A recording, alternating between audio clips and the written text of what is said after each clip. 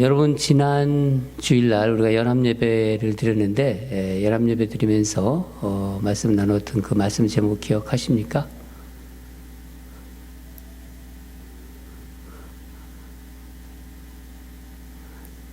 기억하시는 분이 다 있겠죠? 다 기억하시겠죠? 예. 우리가 가는 길이 막힐 때, 막힐 때. 바울 일행이 2차 선교 여행 중에 아시아 쪽, 그러니까 우리가 사는 지금 아시아 그쪽이 아닙니다. 이 터키 쪽을 아시아라고 했어요. 아시아 그쪽을 이제 전도하기로 마음을 먹었는데 성령께서 마음을 주시지 않는 거예요. 막으셨다고 그랬지 않습니까? 그래서 바울 일행이 방향을 바꿔서 어디로 갔냐면은 유럽 쪽의 방향으로 바꿨어요. 예. 지금 우리가 바울이 2차 전도 여행을 살펴보고 있는데 우리 한번 지도를 한번 보면서 다시 한번 보도록 하겠습니다. 지금 안디옥, 수리아의 안디옥이 두 개잖아요, 저기에. 근데 출발한 지역은 수리아의 안디옥입니다. 이 안디옥에서 출발해서 수리아의 안디옥에 출발해서 지금 안디옥이라고 중간에 나와 있죠. 거기서 어디로 가려고 했냐면은 위쪽으로. 그러니까 그쪽이 바로 갈라디아 지역 그리고 비두니아 지역이라고 합니다. 그 아시아 지역으로 가려고 했는데 계획은.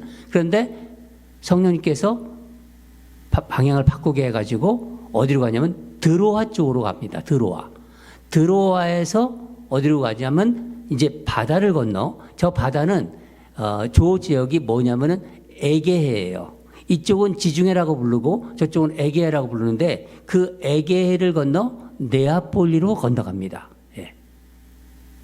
그래서 지금 우리가 말씀을 나누고 있는 부분이 바로 드로아에서 에게해를 지나 네아폴리 빌립보까지 가는 길을 우리가 지금 오늘 말씀으로 지금 보려고 합니다. 네.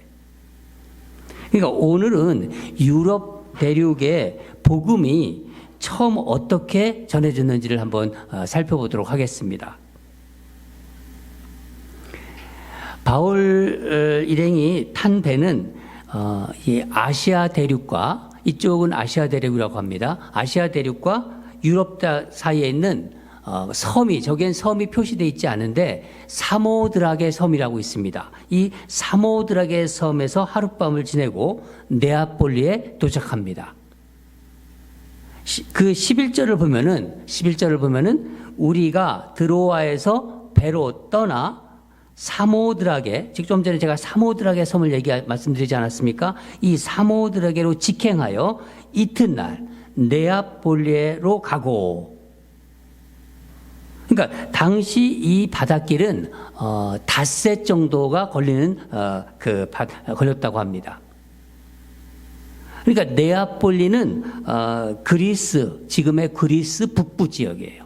북부의 그 항구 도시를 바로 네아폴리라고 하는데 지금은 뭐라고 부르냐면은 카발라라고 부릅니다. 카발라시.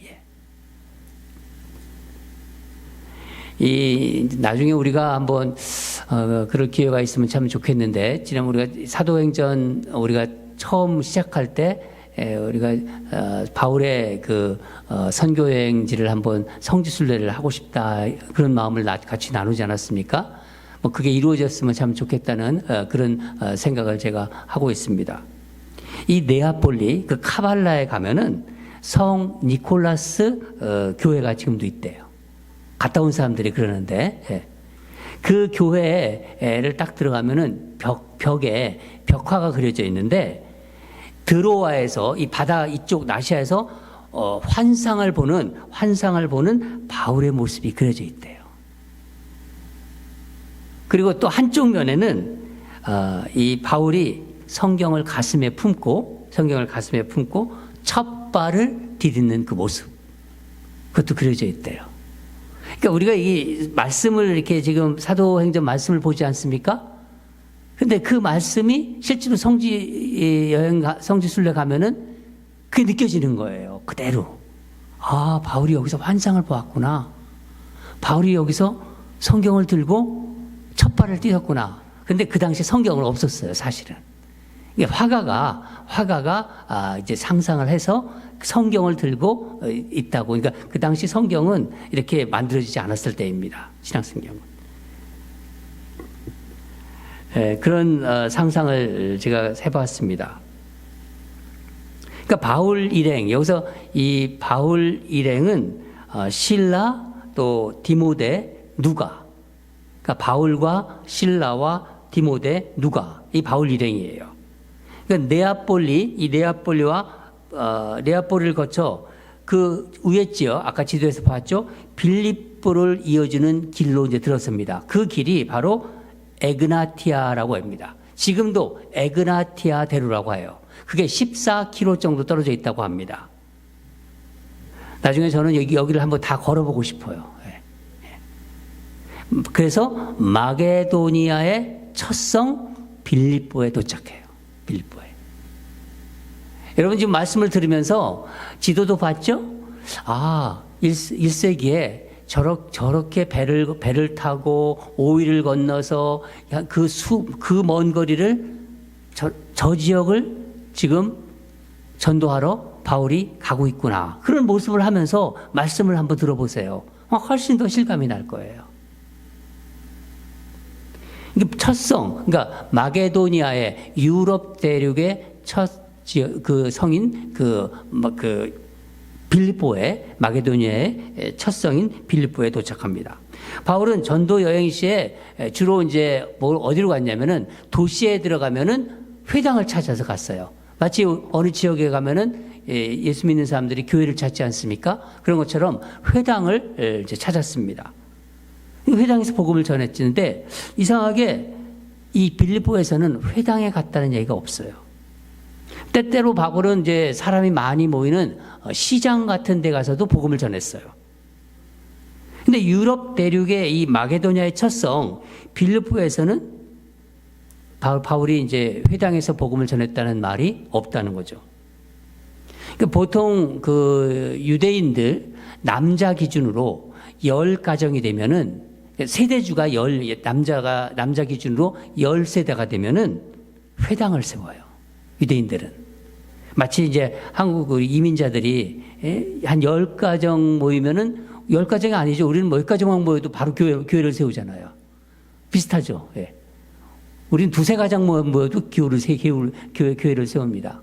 유대인들은 10가정이 모이면 회당을 세웠습니다. 그러니까 빌립보에는 유대인들이 있었지만은 회당을 세울 만한 정도의 숫자는 되지 않았음을 우리는 추측할 수 있습니다. 그런데 수소문을 해보니까 안식일에 강가에서 여인들이 모여서 기도한다는 소문을 바울 일행이 들었던 것 같아요. 그래서 혹시 기도처가 있을까 생각하는 마음으로 이제 찾아간 거예요. 13절입니다. 13절을 제가 읽어드리겠습니다. 안식일에 우리가 기도할 곳이 있을까 하여 문 밖 강가. 여기서는 강가라고 하는데 지도를 찾아보니까 제가 자료를 찾아보니까 간지스테스 강의 지류라고 합니다. 간지스테 강의 지류. 지금도 그 강가가 있대요.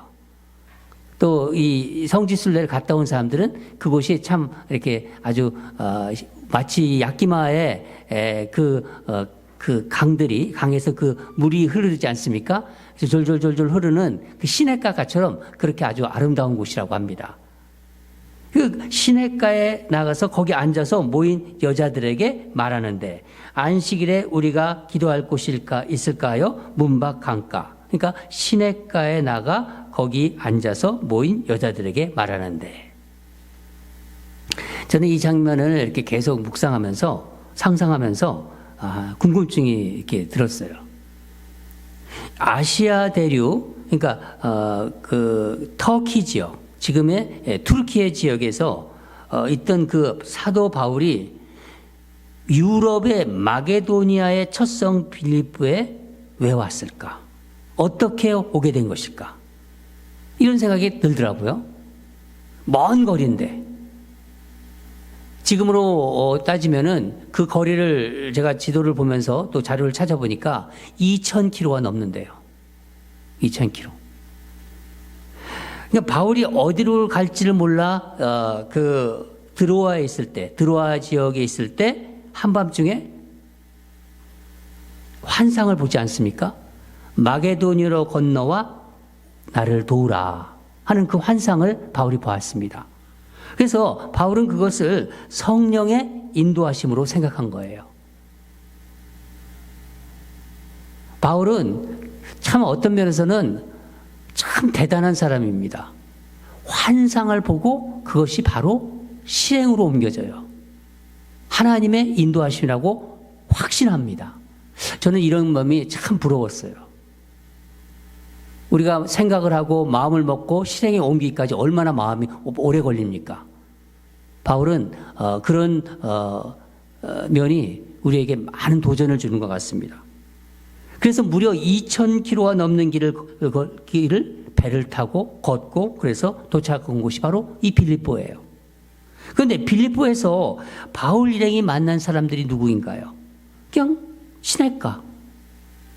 여기 그러면 야키마 리버 그 지류에 있는 어떤 시냇가에 어떤 여인들이 몇 명 있었는데 거기서 여인들을 만난 거예요. 회당도 아니고 교회도 아니에요. 그러니까. 그리고 제대로 된 건물도 아니고 그런 어떻게 보면 초라한 강가 시냇가입니다. 성령님이 가는 길을 막으셨어요. 막으시고 다른 길로 인도하셨을 때는 무언가 준비된 것이 있을 텐데 그렇겠죠? 환상으로 인도해 주신 곳이 그냥 평범한 성문 밖, 강가, 시냇가 바로 그곳입니다. 그 먼 길을 왔는데 바울 일행이 그 강가에 있는 몇 명의 그 여인들과 앉아서 어떤 이야기를 했을까 이렇게 생각해 봤습니다. 여기서는 복음을 전했다고 했는데 자신들이 하나님의 말씀을 전하는 전도자로 소개했을 거예요. 그렇지만 나는 어디서 온 누구입니까? 이렇게 얘기했겠죠. 예. 바울은 그래서 예수 그리스도에 대한 이야기를 처음부터 끝까지 전했을 거예요. 그 시간에. 그러니까 빌립보의 어느 초라한 시냇가에서 유럽 대륙에 처음으로 복음이 전해진 순간입니다. 강가에서 남자들 몇 명과 여인들이 이렇게 둘러앉아 있어요. 몇 명이 둘러앉아서 그 이야기 나누는 모습을 보면서 저것이 바로 유럽의 기독교 문명이 시작되는 출발점이구나. 어느 누가 그것을 감히 상상할 수 있겠습니까?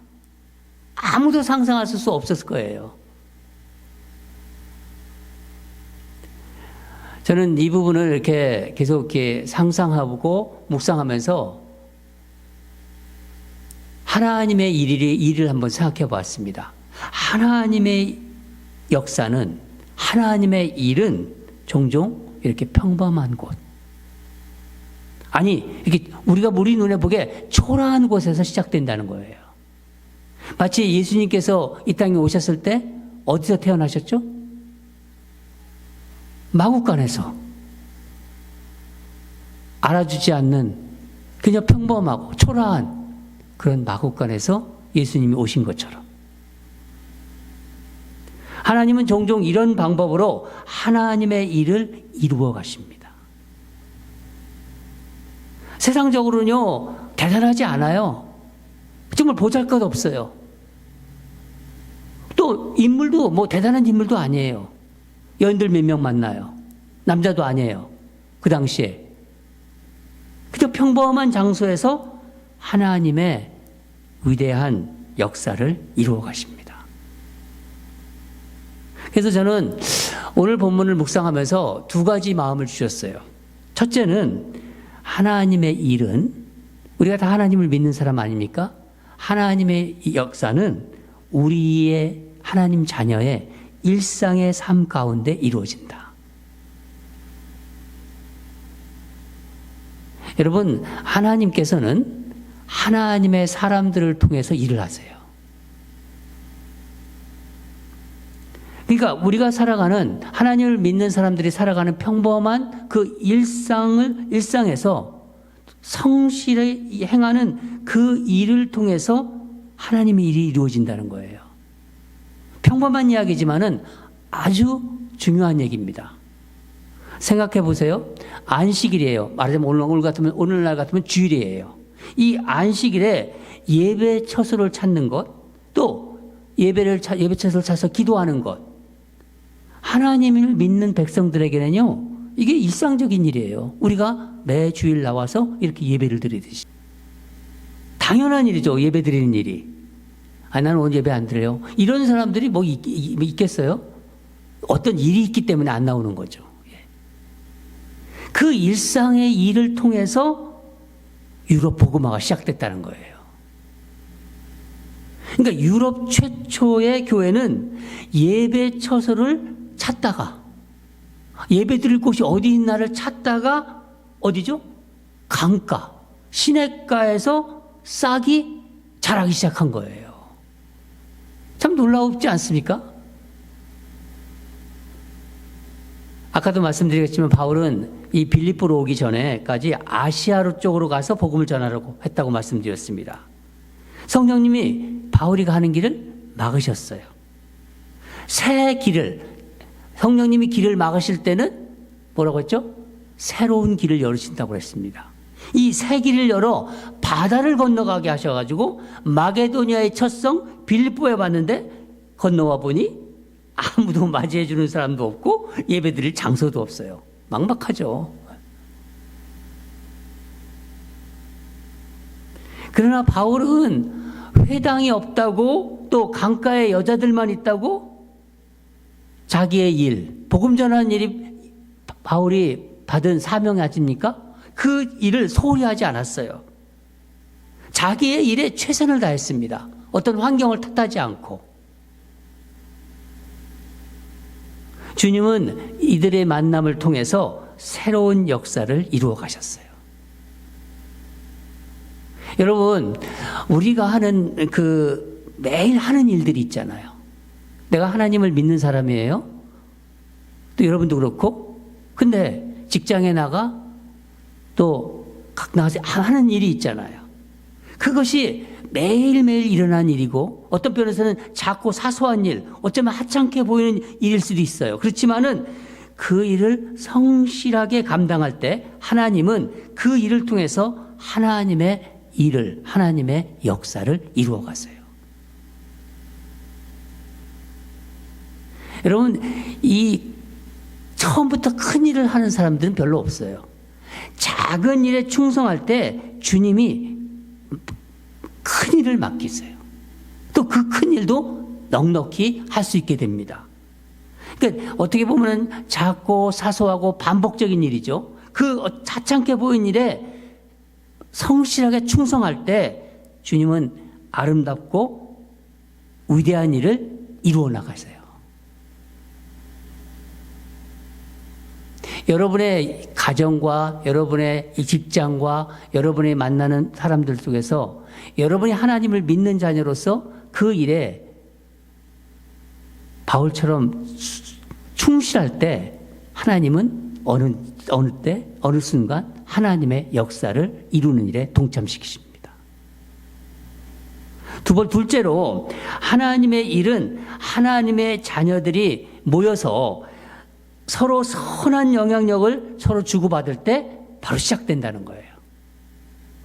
바울이 이 강가에 모여있는 여인들에게 복음을 전했잖아요. 가서. 그중 몇 명이 있었는데 한 명. 그중 한 명 누구냐면 루디아라는 여인이 바울이 전하는 복음을 듣고 마음을 열어요. 여러분, 복음은 이렇게 전해져요. 하나님 말씀은. 근데 그 말씀을 받아들이는 사람이 있고 전혀 딴 생각하는 사람도 있고 그래요. 교회도 그래요. 그 몇 명의 여인 중에서 루디아가 말씀에 집중했다는 거예요. 그리고 복음을 받아들인 겁니다. 마음을 열었다고 그러죠. 14절을 보면은 두아디라시에 있는 자색 옷감 장사로서 하나님을 섬기는 루디아라는 하는 한 여자가 말을 듣고 있을 때 주께서 그 마음을 열어 바울의 말을 따르게 하신지라. 이 루디아라는 여인은 자색 옷을 파는 사람인데, 자색 옷은 자주색 옷이에요. 지금 자주색 옷. 그 왕이나 왕족, 귀족들이 입는 옷을 주로 이제 취급하는 여자죠. 그러니까 뭐냐면 자색 옷감 장사 루디아는 직물, 그러니까 좀 고급 어떤 직물, 이 직물업에 종사하는 어떤 사업가라고 우리는 생각하고 있습니다. 그러니까 루디아가 하나님을 믿었지만은 예수 그리스도를 모르고 있었어요. 그 당시 그런 유대교에 속해 있기 때문에 그걸 모릅니다. 하나님은 인정하지만은 예수님을 모르는 상태예요. 루디아는 안식일마다 그래도 하나님을 믿고 있으니까 기도하러 강가로 갔던 거예요. 그날도 여느 날과 똑같이 매 주일이 있지 않습니까? 매 안식일이 있지 않습니까? 그냥 루디아는 강가로 간 거예요. 기도하러. 그런데 바로 그날, 그 순간에 누구를 만나요? 바울을 만난 거예요. 바울은 2,000km가 떨어진 곳에서 루디아를 만난 거예요. 루디아도 모르고 바울도 몰랐잖아요. 근데 그 먼 거리에서 정확하게 그 시간에 루디아를 만나잖아요. 14절 하반부 보면은 주께서 그 마음을 열어 바울의 말을 따르게 하신지라. 바울이 전하는 복음을 들을 때 주님께서 루디아의 마음을 열게 했다는 거예요. 놀랍지 않습니까? 성령님께서 루디아의 귀에 복음이 들리게 하셨고 마음을 열게 하신 거예요. 여러분, 이런 일들은요, 우리가 살다 보면요, 있어요. 제가 목회를 하면서도 과연 어떻게 이분이 여기 와 있을까? 전에 오늘의 교회에서 목회할 때 샌디에고에서 오신 분이 앉아 있더라고요. 그 먼 거리에서. 근데 그 말씀을 들으세요. 어떻게 그런 일이 있을까? 그리고 누구보다도 말씀을 집중하세요. 그녀가 집중하려고 했던 게 아니라 하나님이 마음을 열게 하신 거예요. 예비하셔서. 루디아는 이 초라한 강가에서 예수 그리스도를 만나서 처음으로 예수 그리스도를 만나 구원의 은혜를 입게 되었어요. 이 루디아가 유럽 최초로 예수님을 믿는 영광을 얻은 여인이 된 거예요. 기가 막힌 일 아닙니까?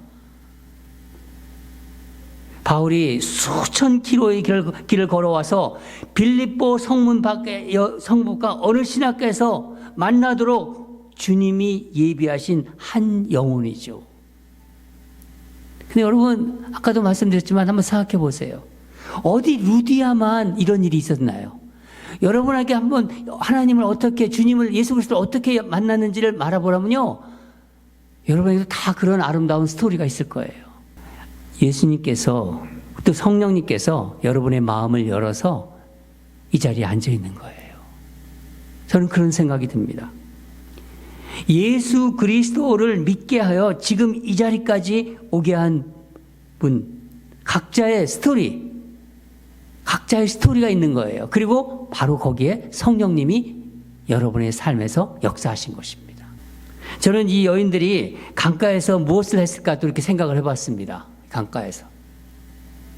안식일에 강가 이 기도처에 모여 이 사람들이 기도만 했을까요? 서로의 삶을 나누었을 거예요. 매주 만나서 뭘 하겠어요? 기도도 하고 자기의 삶도 나누고 무슨 일이 있었는가 다 나누었겠죠. 때로는 위로하고 때로는 격려했겠죠.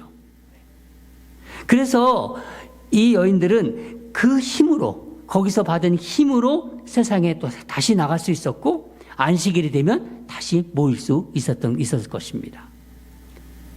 저는 이들이 교제를 또 이들이 만남을 이렇게 생각하면서 우리 교회에 대한 꿈이 자꾸 이렇게 생각이 됐습니다. 앞으로 만들어질 우리 교회의 목장 모임이 자꾸 생각이 되더라고요. 제가 보니까 우리 교회 교인들은요, 굉장히 성실하세요. 그리고 열심히 사시는 것 같아요. 주중에 보면은 비즈니스로 또 주말에 되면은 또 여러 가지 교회 일로 정말 하루도 쉬지 못하는 분도 계세요.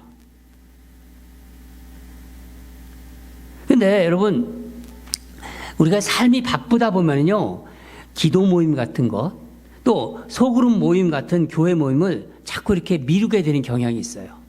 뭐 일반적인 경향이에요. 이해도 돼요. 예.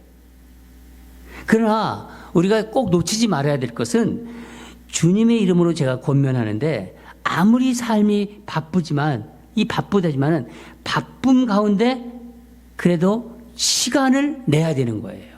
시간을. 그러니까 내가 하나님을 믿는 하나님의 자녀라면요, 말씀을 읽는데, 또 말씀을 묵상하는 거, 또 자기의 삶을 비춰보면서 말씀을 서로 이 삶을 나누는 일에 거기에 우선순위를 두어야 되는 것입니다. 그러니까 우리는 어떤 일이 있어도 항상 모이기를 힘쓰는 사람들이 되어야 돼요. 모이기를 힘쓰는 사람. 서로 주중에도 서로 전화도 해보고, 새로운 교인이 왔다면요, 그 교인은 누군가가 전화해 주기를 또 기다리고 있어요. 그게 바로 아름다운 교회의 모습이거든요. 한 식구처럼, 만나면 또 한 식구처럼 마음에, 처음부터 그럴 수는 없겠죠. 그렇지만 계속 만나다 보면은 한 식구처럼 마음에 있는 걸 나누고, 어려운 문제가 있잖아요. 그러면은 그것을 함께 모여서 기도도 하는 거예요, 같이. 그게 하나님이 원하시는 모습이거든요. 하나님은 하나님이 자녀들이 모일 때 특별한 은혜를 부어주세요. 모일 때. 마태복음 18장 20절 보면은 두세 사람이 내 이름으로 모이는 곳에 나도 그들 중에 있느니라. 그렇게 말씀하셨거든요, 예수님께서. 여러분, 바로 그 자리가 교회이고 목장이에요. 우리가 자주는 모이지 못하지만은, 그리고 수요일에는 우리가 모이잖아요. 여러분 중에서 직장에 있어서 할 수 없이 못 나오는 분도 있어요. 그렇지만은 수요일에 쉬는 날도 있으세요. 그러면은 먼저 그게 생각이 나야 돼요. 교회에 모여서 같이 말씀을 나누고, 자기 삶을 비추어 보고, 또 같이 두세 번씩 모여서 또 기도도 하고, 평상시에도 만나면은요, 먼저 기도 먼저 하시고 대화하기 시작하세요. 그게 우리의 습관이 되면요, 그게 아무런 것 같지 않지만요, 하나님께서는 그 기도를 들으세요. 주님은요, 주님이 손에 올려드린 그 작은 기도들을 통해서 하나님의 역사를 하나님이 때에 이루어 가세요. 바울에게서 이제 복음을 들은 루디아 가족이 어떻게 됐다고 했죠? 세례를 다 받아요. 강권해요. 강권해서 자기 집에 초대해요. 15절 보면은 그와 그 집이 다 세례를 받고 우리에게 청하여 이르되 만일 나를 주 믿는 자로 알거든 내 집에 들어와 유하라 하고 강권하여 머물게 하니라. 이 루디아 가정은 훗날 그 유명한 빌립보 교회의 모태가 돼요. 이 루디아 가정이. 얼마나 놀라운 일이 일어나는 겁니까? 안식일마다 기도하러 나간 강가에서 어느 날 복음을 들었어요. 예수 그리스도의 복음을 들었습니다. 하늘의 복이 루디아 가정에 임한 것입니다. 유럽의 복음화는 그렇게 시작된 거예요. 평범한 어느 강가에서. 저는 이 야키마 지역이 참 아름다운 곳이라고 생각해요. 그러면서 이곳에 하나님의 역사가 이루어질 것이다. 이 야키마의 어느 소그룹 모임에서, 어느 기도 모임에서, 어느 목장 모임에서 일어날 하나님의 역사를 늘 꿈꿉니다. 모일 때마다 말씀으로 자신의 삶을 비춰보고, 또 서로 진지하게 삶을 나누고 기도하는 가운데 하나님께서 주시는 복이 임할 것입니다. 살아가면서 어려운 경험을 겪었던 이야기, 또 자기도 모르게 죄에 빠졌던 이야기, 실패한 이야기, 이런 이야기가 바로 하나님을 만나면서 서로 대화를 하는 가운데 회복의 이야기로 바뀌어질 것입니다. 목장 모임마다 넘쳐날 것입니다. 강가에서 시작한 빌립보 교회에 하늘의 복이 쏟아진 것처럼 우리 이 야키마 지역에 많은 이 교회 또 목장 모임에서 그 하늘의 복이 쏟아질 것을 믿습니다. 사랑하는 여러분, 주님께서 우리를 향한 하나님의 일, 그 일은 먼 데 있지 않아요. 그 위대한 일은 바로 우리 평범한 삶 가운데 있습니다. 하나님의 말씀, 복음을 우리는 듣게 하셨습니다. 우리는 다 예수님을 믿는 하나님의 자녀예요. 이곳 야키마가 저는 은혜의 강가가 될 것이라고 믿습니다. 언제 어디서든 그 하나님의 은혜의 강가에 서는 저와 여러분이 되기를 주님 이름으로 축원합니다. 다 같이 기도하겠습니다. 하나님 아버지 감사합니다. 유럽 복음화가 어떻게 시작되었는지, 그 처음 그 씨앗이 어떻게 뿌려져 있는지 오늘 말씀을 듣게 하시며 감사합니다.